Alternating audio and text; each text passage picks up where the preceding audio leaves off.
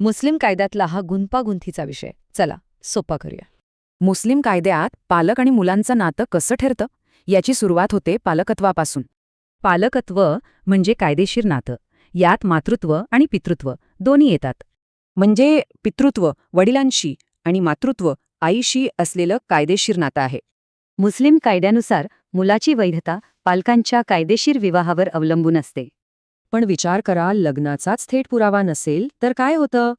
अशा वेळी कायदा एक अप्रत्यक्ष पुरावा देतो, ज्याला इक्रार ए नसब म्हणजेच स्वीकृती म्हणतात. म्हणजे एखादा पुरुष जाहीर करतो की अनिश्चित पितृत्व असलेलं मूल त्याचं कायदेशीर मूल आहे.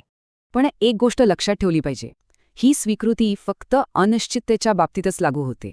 एखादं मूल जर अनौरस आहे हे सिद्ध झालं असेल तर त्याला वैध ठरवता येत नाही.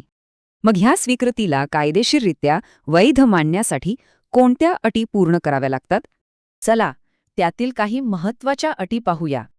या स्वीकृतीचा हेतू मुलाला कायदेशीर दर्जा देण्याचा असावा आणि तो विवाह शक्य असावा.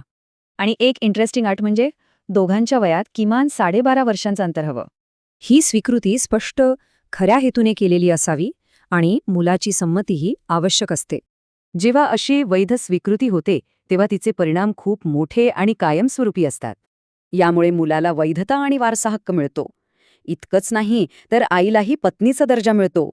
पण एक शेवटचा आणि महत्त्वाचा मुद्दा, स्वीकृती म्हणजे दत्तक घेणं नव्हे. इस्लामिक कायद्यात दत्तक विधानाची संकल्पना इतर कायदेशीर प्रणालींसारखी नाही. स्वीकृती रक्ताच्या नात्याला पुष्टी देते, तर दत्तक विधान एक नवीन कायदेशीर नातं निर्माण करतं. मग हा कायदा, पुराव्याची कायदेशीर गरज आणि सामाजिक वास्तव यांच्यात कसा समतोल साधतो?